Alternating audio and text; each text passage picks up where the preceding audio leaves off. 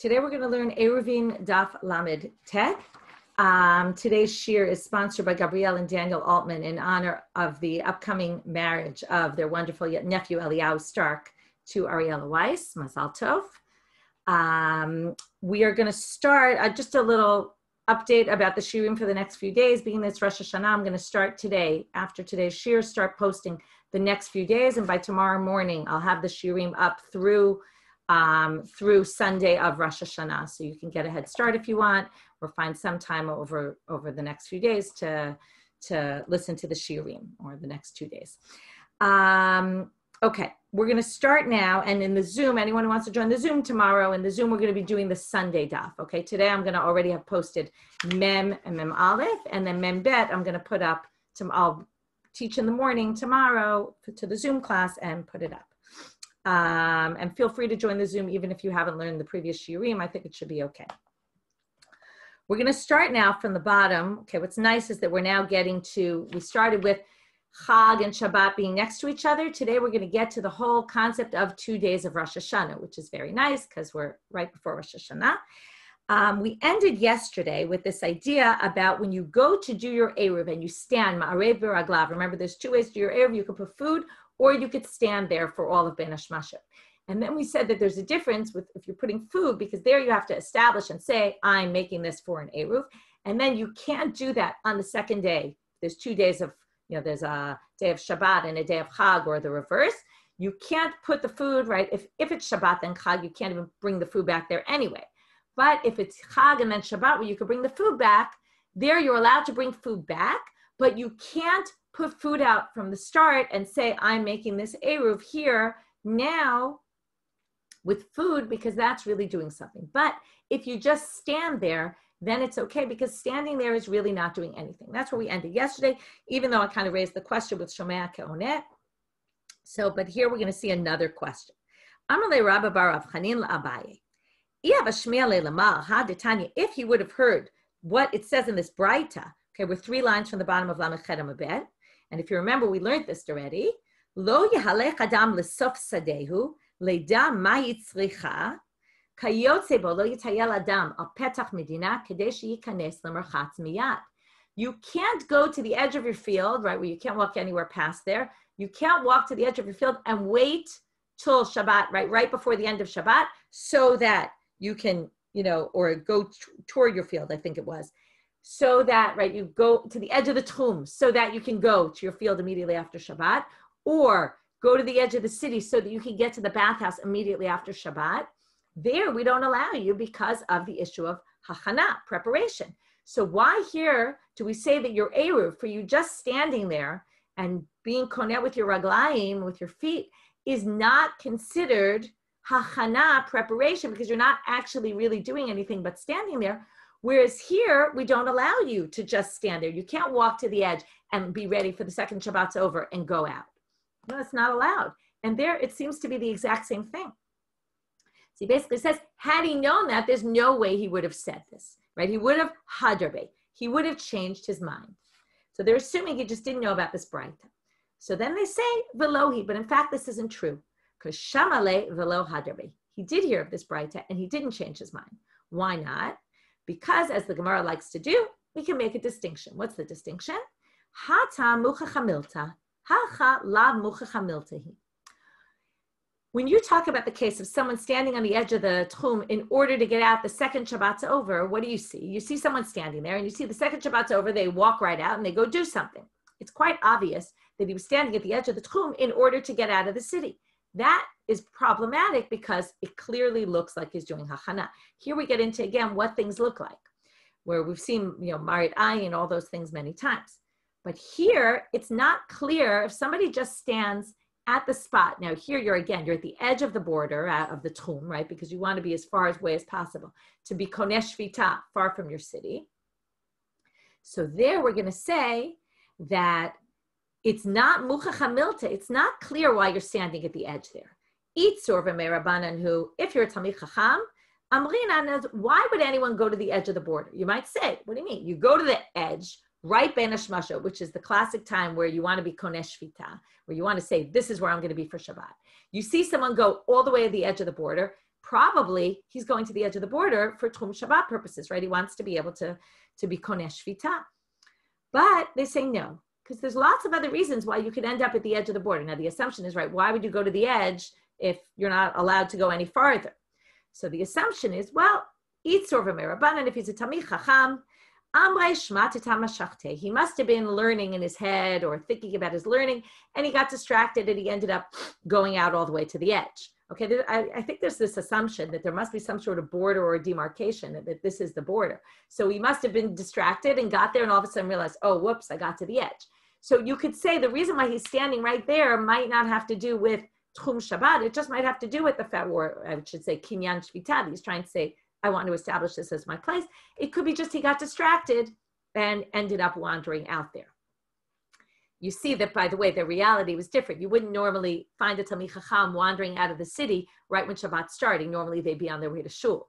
Right? In these days, it seems clear they didn't all go to shul necessarily, and it wasn't, maybe that's why he was wandering, because it wasn't like there was necessarily shul. But we did see, remember, there's usually a drasha Friday night. They were obviously in different places, different customs. Okay, here's interesting. People either fall into two categories of the Gemara. Either you're a learner or you're an Amma Aretz, right? There's nothing in between, like what about the rest of us, right? But they don't have that. So either he's at Sorva Me'Rabbanan, and you assume he was busy learning and got distracted. Maybe his donkey got lost and he was wandering off to find his donkey, and that's how he got to the edge of the Tchum. Okay, so either way, you could claim that maybe that's not the reason, and therefore it's not noticeable that he's going there to be Konesh Shvita, and that's why it's okay.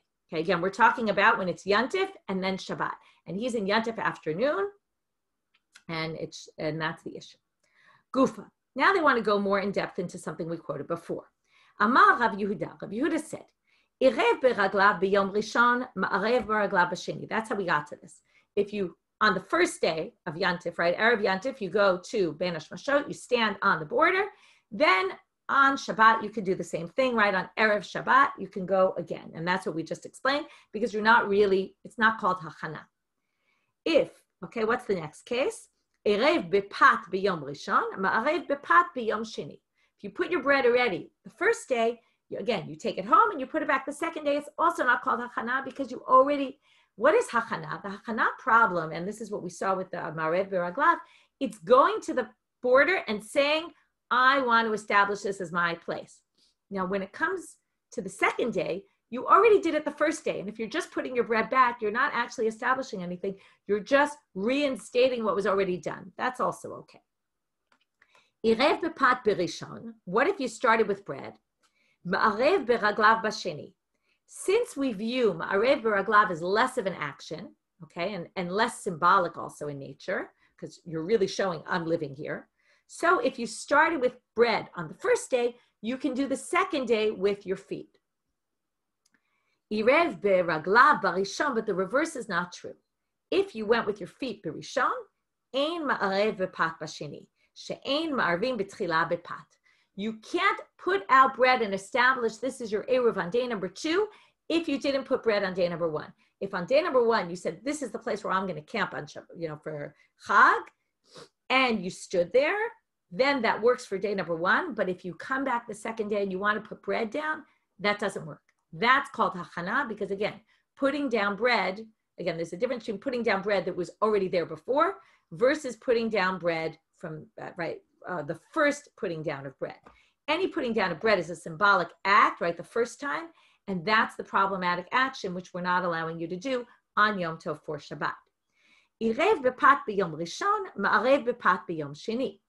But Amar Shmuel, uva ota hapat. Shmuel adds, by the way, if you started with bread and you want to continue and put your bread down the second day, it has to be the same bread. You can't put down a different food, okay? It has to be returning the original food to the same place. If it's other food, it doesn't work. Amar Ravashi says we can actually derive what Shmuel and Rav Yehuda said from our Mishnah explicitly. Daikanami matnitin dekatani. What does it say in our Mishnah? Remember, Ketzad oseh. How do you do this? According to Chachamim, molicho barishon. You bring it the first day. Umachshich alav, and you wait till it gets dark. Vinotlo, and then you take it home after it gets dark. Uvalo, and then you can walk through using your eruv. Basheni, on the next day, machshich alav. You go there when it's dark, and you bring your food back. Sounds exactly like what they said. You bring your food back, you leave it there until it gets dark, and then if you want, you can eat it, ubalo, and then you can walk where you want. So now we have a bit of a problem though. If it says what Rav Yehuda and Shmuel said explicitly in the Mishnah, because it explains exactly how it can be done, and not in any of the other ways that they described, right? It has to be the same bread, it has to be this. So you might say, why did Rav and Shmuel need to come? And what were the rabbis maybe saying in the Mishnah that Rav and Shmuel were worried you might misinterpret? So they're going to say, maybe the rabbis were just describing to you, this is a good way to do it. We're giving you some tips and advice about how one can do this easily. But it doesn't necessarily mean it has to be done that way. Come Rav Yehuda and Shmuel and say, no, it has to be done in this way. Okay, new Mishnah, and here we get into Rosh Hashanah. So until now, we've been talking about, right, we had a whole thing, is it 2 Kedushot or 1 Kedusha? But there we're talking about when it's 2 days, one of a Chag and one of Shabbat. Again, not like Rosh Hashanah where it's also Shabbat and also Chag, but we're really talking about 1 day is Shabbat, 1 day is Chag, like we talked about Shavuot, right, where they're next to each other. Now, what if we're talking about 2 days of Chag, okay? And we're going to start with 2 days of Rosh Hashanah. We need a little bit of background. How is Rosh Hashanah and 2 days of Rosh Hashanah different from 2 days of, right? We already know that outside of Israel, they keep 2 days called Yom Tov Sheni Shel Galiyot for all the holidays. In Israel, we only do it for Rosh Hashanah. Why is that? Because Rosh Hashanah comes out on the first day of the month, which is a problem because on the first day of the month, when all the other holidays come out, usually in the 15th, right? There's Shavuot, which is earlier, but all of them have enough time, at least for the people in Israel, to have figured out when the new moon is. The rabbis would determine the new moon every month. They would determine which day is Rosh Chodesh, which then obviously affects the counting of all the upcoming days of the month. So they would do bonfires and people would know from the bonfires. But when it's Rosh Hashanah and it's the first day of the month, there's not enough time for bonfires to get around and for people to know whether it is or not. So in those days, even in Israel, outside of the Mikdash and the Mikdash surrounding areas, people would keep 2 days of Rosh Hashanah because they didn't know. And we're going to learn that even in the temple, there were times where they kept 2 days, okay? Because, and there was this, this takana that they instituted at a certain point. There was 1 year where witnesses came very late. Witnesses would come from all around the city. Now, if they came later in the day, then what happens? So in the morning, they did the regular sacrifices. Now, there's a special song that the Levites would sing in the Beit HaMikdash, depending on, right, we know the shiur shel yom we have in our davening. It's all based on the days of the week. Also, holidays, there were special shiur shel yom. So there was this 1 day where the witnesses didn't come. So in the afternoon, they did, with the sacrifice in the afternoon, they did the wrong song. They did the song of the regular day, figuring witnesses weren't coming and today wasn't Rosh Hashanah. And then it turns out the witnesses came and said it's Rosh Hashanah and they messed up. And from then they instituted, they were very upset about it. They said, we're going to say that if witnesses come from the afternoon, we're going to say that both days are sanctified of Rosh Hashanah. Okay, so the whole question is going to be, if both days are sanctified, how do we view this sanctity, right? We generally say Rosh Hashanah is Yom Arichta, right? But there's different opinions about it. This is why it leads to Shachianu on the second night. Do you say a Shachianu or not? Is it 2 days? Is it, right? So there's a whole debate about that. Anyway, we're now going to say, so now we're going to talk about what you can do on Rosh Hashanah. And the whole debate here is really, do we treat Rosh Hashanah, is it like Yom Tov Sheni Shel Galuyot, that maybe today is sanctified and maybe it isn't? Or is it different? Is it just viewed as one long sanctity, in which case you can't play around with all sorts of issues that are going to come up in the Mishnah? The Mishnah is going to raise a bunch of different issues where if it's that we're not sure which day it is, then we can play games with certain halachot. Particularly, we're going to start with Eruv. So Rabbi Yehuda Omer, so again, it's going to be different than the previous. The previous, both days were sanctified. It's just a matter, do we view the sanctity as one or not? Here, it's possible that maybe both days aren't sanctified because it's all, maybe it's today, maybe it's tomorrow. So that's Rabbi Yehuda's approach. Rabbi Yehuda Omer, Rosh Hashanah shaya yareh shema titaber.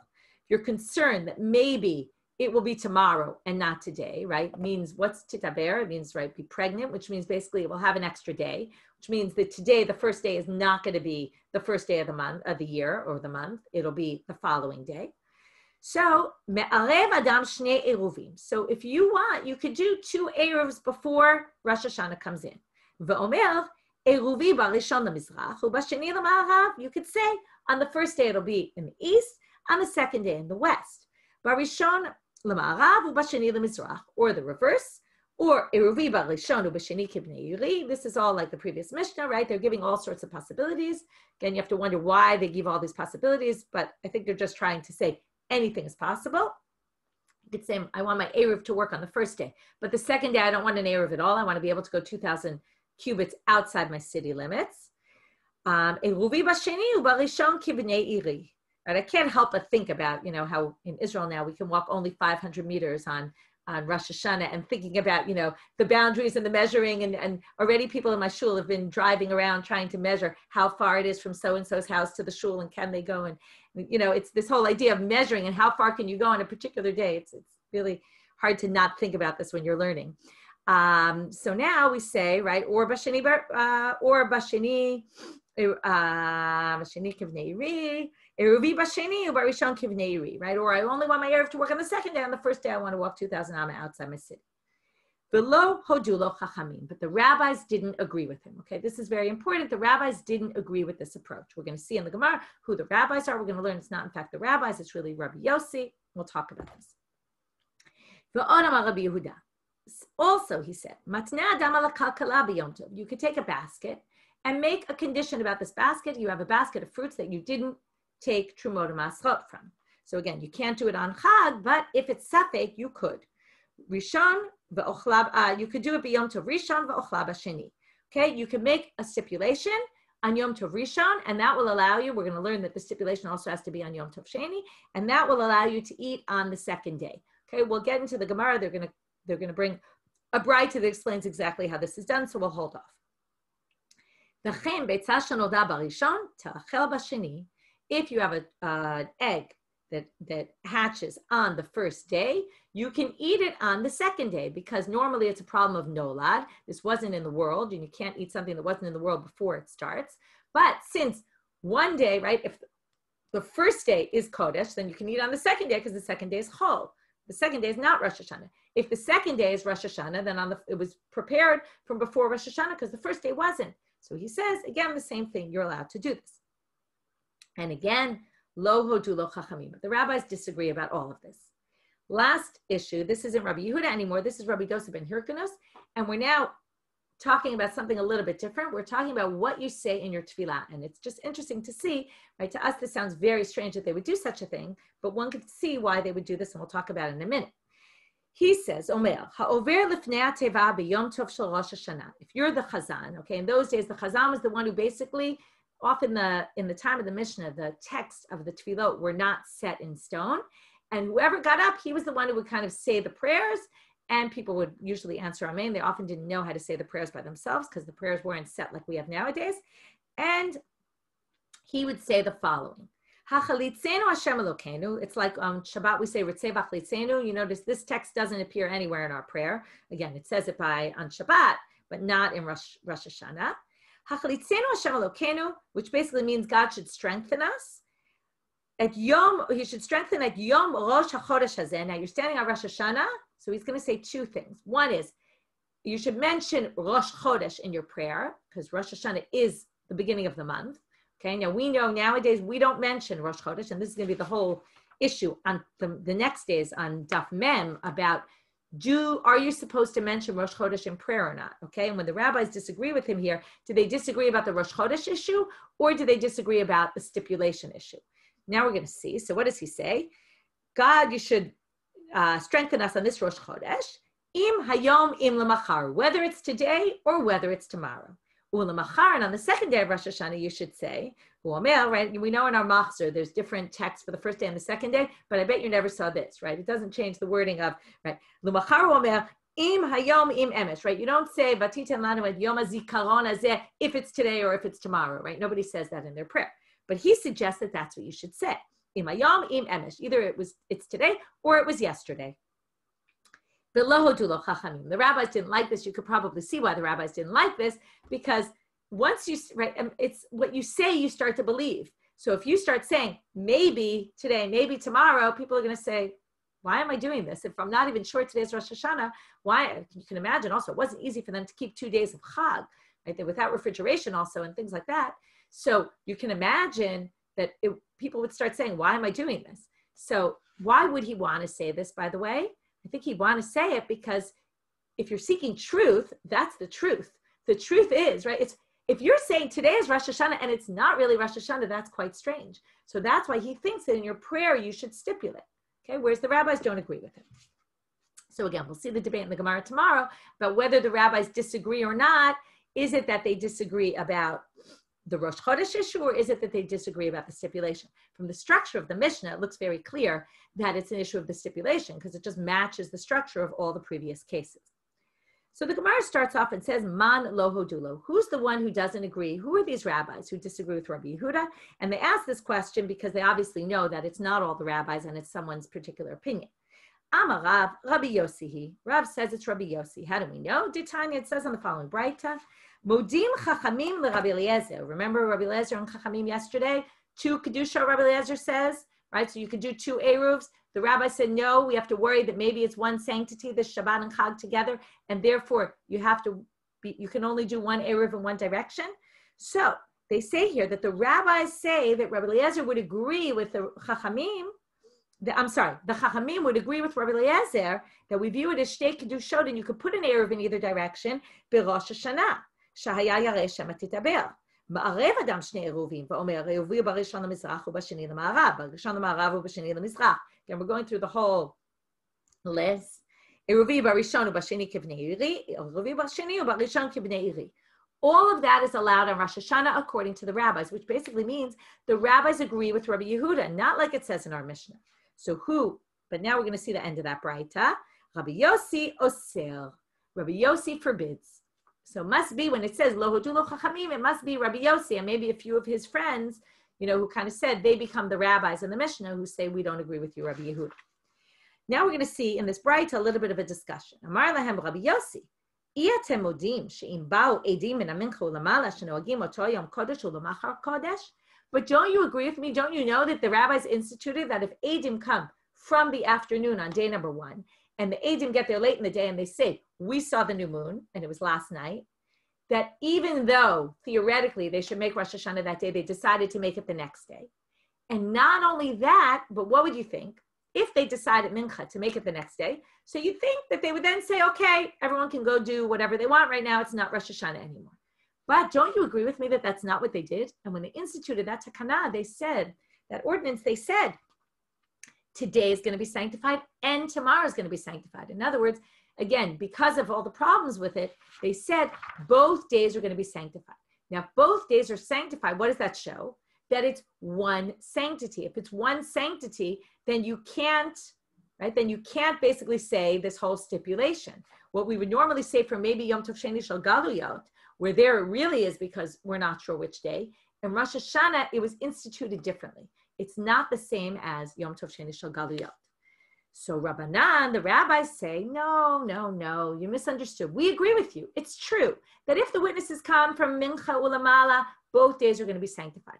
But it's not because it's all one Kedusha. Why is it? It's very obvious why. Because Hatam ki hecha de lo lezilzule be.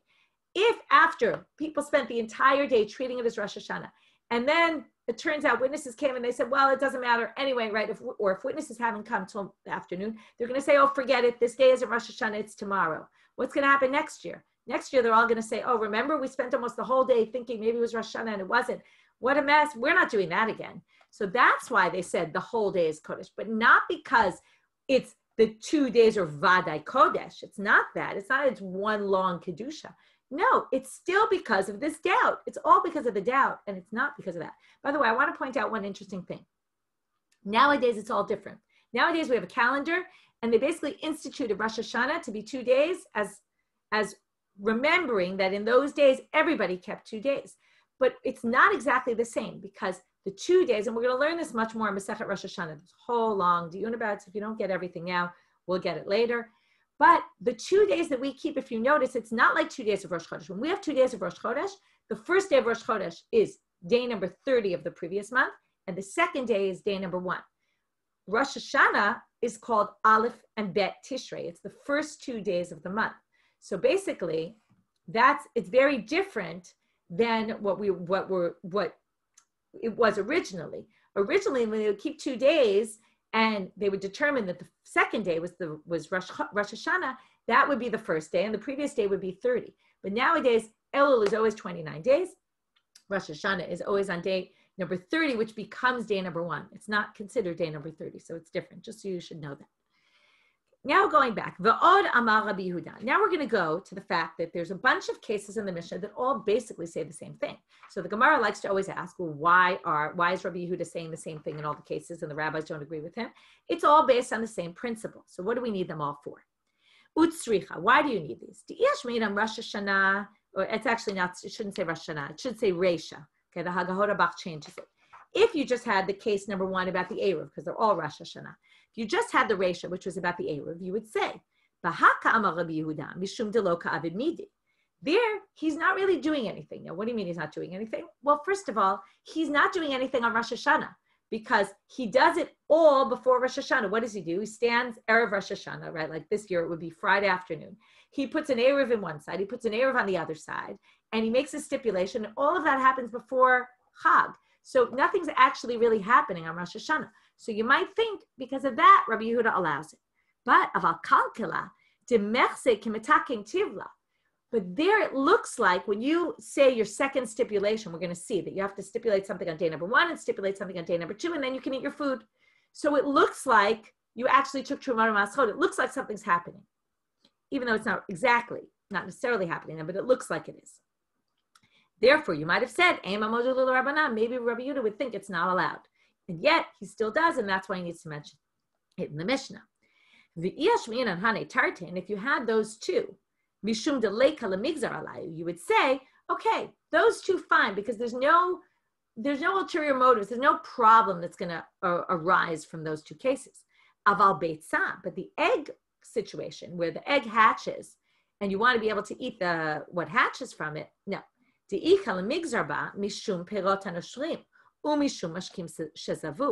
There, something comes out of the egg, right? So you might think that if we allow you to eat a beitza shenolda on the second day, you might think that other things are allowed which are not. Like, for example, fruits that fall from a tree are not allowed. That's also no allowed. Or mashkim shezavu. That's if you squeeze lemons and you want lemon juice, or you squeeze an orange. That's a problem. Again, there's ways it can be done. There's ways it can't be done. I'm not going to get into those details right now. But there, you might think you could do that on Yantif, and you're not allowed to. So because it's similar to other situations that are forbidden, you might think, Rabbanan, right? Maybe they would agree with the rabbis. Okay, so Beitza, where Lemigzar Bey, maybe Rabbi Yehuda would say, it's no good. You can't allow this Beitza because it might lead to other things. But he still does, and therefore it's tzricha. So all the cases needed to be stated. Tanya. Now the Gemara brings the Braita, and here we're going to see how you do the Trumot HaMaschot. Ketzad. Ketzad amar Rabbi Yehuda matneh adam ala kilkala. How did he explain that you can do this? Matneh adam, so maybe I should read it differently. Ketzad amar Rabbi Yehuda. How did he say to do it? And now, matneh adam ala kilkala b'yom tov rishon ve'ochla b'sheni. Okay, or maybe the whole thing is actually a question. How did Rabbi Yehuda say that matneh adam ala kilkala b'yom tov rishon, and he can eat it on the second day? In what way? So here he explains. Hayu lefanav shtei kilkalot shel tevel. You have 2 baskets full of fruits that you need to take Trumot HaMaschot from. Omer, he stands there and he says, Im hayom chol ulemachar kodesh tehezo truma alzo. You have basket A and basket B. You stand there and you say, if today is kodesh, right? Where do we start now? If today is chol, if today is a regular day and it's not really Rosh Hashanah, and tomorrow's Rosh Hashanah, then right now I'm taking truma from A will become truma, and B will be my regular fruits that I can eat. V'im hayom kodesh ulemachar chol, but if today is really Rosh Hashanah and tomorrow's not, well then, ein b'dvarai klum. Then I'm basically saying nothing right now. It's meaningless because I can't do this. V'korei ala Hashem, and then you say, so if in the event that today is chol, this is truma. You call it truma, which is a very important aspect of truma. You have to call it truma. Uminicha, and then you leave it. You obviously can't eat it yet because maybe today is Rosh Hashanah. Then lemachal, the next day, hu omer, im hayom chol, if today is Chol and yesterday was Kodesh, well then I'm going to do my truma right now. Tehei zo truma al zo. Then basket A is going to be my truma. Again, you're saying the same basket, obviously. And basket B, I can eat. Ve'ima yom kodesh, but if today is Rosh Hashanah, then what I'm saying right now is meaningless. But what I said yesterday, right, is going to count. So the korei ala Hashem, and then you say, I'm making this truma in the event that today is not, or is a regular day. Ve'ochla, and now, since you said yesterday and you said today, and one of them is going to be relevant, then you can eat it. Rabbi Yossi oser, but Rabbi Yossi forbids all this. V'chein haya Rabbi Yossi oser, and now we're going to get to a bit of a problematic line. And thus, Rabbi Yossi forbade b'shnei yamim tovim shel galuyot. Now, until now, we've been talking about Rosh Hashanah. And it seemed like Rabbi Yossi was saying that Rosh Hashanah is unique because, again, all the things I described before. Whereas Yom Tov Sheni shel galuyot, you would think, would be different because there it's really safek, right? It's doubt which day is sanctified. But yet it says that likewise, Rabbi Yossi would forbid also in Shnei Yamim Tovim Shel Galuyot, in outside of Israel, on all the other holidays, he also forbade all of these things. So we're going to have a bit of a discussion in the next story. There's now going to be a story of the Reish Galuta, always interesting stories, and this is going to remind us of a story we had. I'll just refresh your memory. In the beginning of the Masechet, I think it was Daf Yud Aleph, we had a machloket between Rav Nachman and Rav Sheshet about when you make a Tzurat HaPetach, remember the two, if you remember the beginning of Eruvin, two beams, right? Two lechis standing up and one crossbeam going across, two posts and a crossbeam. Does the crossbeam have to touch the post or can it be higher up? And Rav Nachman said it can be higher up, it doesn't touch him. Rav Sheshet says no, had to be touching. And if you remember, the Mavoy of the Reish Galuta had one the way Rav Nachman said. Rav Nachman was the son-in-law of the Reish Galuta. Rav Sheshet told one of his guys to pull it down. The thugs of the Reish Galuta came and arrested him, put him in jail. Rav Sheshet bailed him out of jail. And then the interesting part of the story, if that wasn't interesting enough, Rav Sheshet then bumps into Rabba Bar Shmuel, and he says to him, "Oh, Rabba Bar Shmuel, you have anything to say about this situation? Have you learned anything about this?" And he says, "Yeah, in fact, I learned." And he basically says that Rav Sheshet is wrong. And Rav Sheshet says, in that really amazing line, he says, "Listen, if you see the people of the Reish Galuta, please don't tell them." Right? And we said, why did he say that? Well, right, he was probably scared of them, thought maybe they were going to put him in jail. He was embarrassed, maybe. In fact, the same story we're going to see, the same thing appears here today. I looked it up. There's another story with Rav Chisda where it happens, and not with the Reish Galuta, but the same exact phraseology is used, where Rabba Bar Shmuel brings him a braita. He says again, it's the exact same structure. Do you know anything about this? Do you have any braitot about this? Apparently, Rabba Bar Shmuel knew a lot of braitot. And Rabba Bar Shmuel quotes a braita, and he proves Rav Chisda wrong, and Rav Chisda says, listen, don't tell my friends. And Rashi there says a little differently. Rashi is not always consistent with the Masechtot. He says, he doesn't want anyone to know because he's worried his friends are going to laugh at him or mock him. And, it shows you the tension in the Beit Midrash and the fighting, the inner fighting between the rabbis, how scared he was of what they were going to do. So we're going to see the same exact story here. Although I'll already preface it by saying tomorrow there's a different version of this story, which doesn't include that whole end part about him meeting Rabba Bar Shmuel, which is interesting in and of itself, and we'll get to that in the next shiur. So now let's see the story with all that intro. So there was a Ahu Bar Tavia da'ata leberesh galuta de'itzdi b'yom tov rishon shel galuyot. There was a deer that appeared in the house of the Reish Galuta that was trapped on Yom Tov by a non-Jew. Now, non-Jews are not allowed to do malacha for Jews, okay? And trapping is not permitted on Yom Tov. You're allowed to slaughter on Yom Tov for food, but you can't trap. So here he brought this deer that he had trapped on Yom Tov Rishon Shel Galuyot. So we're talking about not Rosh Hashanah, but Yom Tov Rishon Shel Galuyot. V'ishchit b'Yom Tov Sheni, and they shechted it on Yom Tov Sheni because they said, if it was yesterday, right, then today we can eat it. Right, it's all the same. Yeah, if yesterday was chol, then it was fine. And if today is chol, then it's fine. So either which way we can eat it. Rav Nachman and Rav Chisda achlu. So in the Reish Galuta, they did this, and Rav Nachman and Rav Chisda said, oh, I can eat this, no problem. Rav Sheshet lo achal. Rav Sheshet wouldn't eat it. So Amar Rav Nachman, again, Rav Nachman gets upset always when Rav Sheshet doesn't like the way he paskins for the house of the Reish Galuta, and he says, "Mai avid lach Rav Sheshet lo achal bisra detavia." What am I going to do with Rav Sheshet? It won't eat this meat.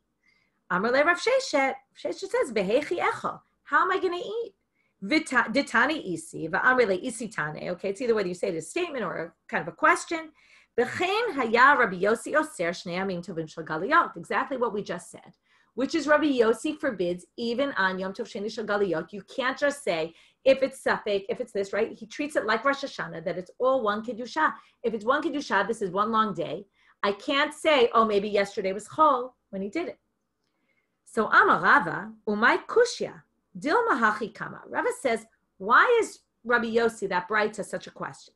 Maybe it's a mistake in the way we brought that source. And maybe the source really means which resolves our issue, which how do you all of a sudden take Rosh Hashanah, which is unique, and say it applies to Yom Tov Sheni? Rava says maybe it meant maybe galuyot meant bagola. Bagola is a term that they use for outside of the temple on Rosh Hashanah. Because remember, outside the temple, they always kept 2 days because they never really knew, right? The word didn't get around so quickly. So maybe that's what he means. And then that's Rosh Hashanah, which is different from Yom Tov Sheni. And Yom Tov Sheni, which means basically Rav Sheshet could have eaten, if that's really the version. So he says, right, I don't know why Rav Sheshet didn't think so. Really, we could change the version of, the Braita really doesn't mean what we think it means. So then they say, Ihachi shel galuyot, but the wording doesn't match. It shouldn't say galuyot. Shel galuyot means the exile. It should say bagola mebayale, which was more of an indication of outside the temple. So it doesn't really match the wording. But now we have another question against this. Amar Rabbi Asiu, my kushya, Dilma Hachi Kamar. Maybe, and how he rereads this entirely, when he says, B'chein haya, I'm just looking back about 10 lines where it says, B'chein haya Rabbi Yossi oser b'shnei amim tovim shel galuyot, he doesn't read that way. He says, B'chein haya Rabbi Yossi oseh isur shnei amim tovim shel galuyot. It's a very convoluted sentence. Kishnei amim tovim shel Rosh Hashanah. Lit Rabbanan Disharu. Those are the important words. Says, and thus Rabbi Yossi said, when it comes to Shnei Amim Tovim Shel Galuyot and the Isur, like the forbidding of it, he says it's like 2 days of Rosh Hashanah according to those who disagree with me. What he's basically saying, in other words, is the rabbis permit Shnei Amim Tovim Shel Rosh Hashanah. I don't think so. But when it comes to Yom Tov Sheni Shel Galuyot, I agree with them what they say for Rosh Hashanah. Okay, which in a very convoluted way, I'll say it very simply, it just means that when it comes to Yom Tov Sheni Shel Galuyot, we treat it as Safek, and you can. Okay, so then, and why are they motivated to change what he says? Because it doesn't really make any sense. Why would he treat Yom Tov Sheni Shel Galuyot? Everyone thinks Yom Tov Sheni Shel Galuyot is Safek. It doesn't really make sense that his approach would be so far-reaching that he would even apply it to Galuyot. And therefore, they change it, which would basically mean that Rav Sheshet was allowed to eat the food for sure, according to all this. And that's basically what they're saying. In any case, those are two comments about the story after the fact. And they basically say, we don't really understand the question because you could just adjust that source and it must be Rabbi Yossi didn't really say what we think Rabbi Yossi said. But now we're going to see what happens at the end of that story. And here I already told you, and you can see what's going to happen.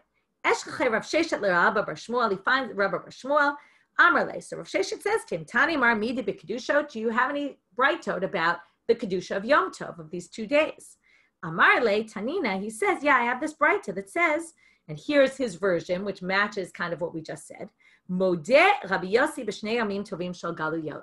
He agrees with the rabbis when it comes to shnei amim tovim shel galuyot, which basically means Rav Sheshet could have eaten that food without a problem because it was Yom Tov Sheni Shel Galuyot. So Amar Le, which you already know what he's going to say, if you see the people of the Reish Galuta's house or Rav Nachman or any of the people who disagree with me, lo tema lehu v'lo midi. Please don't tell them anything that happened in this story.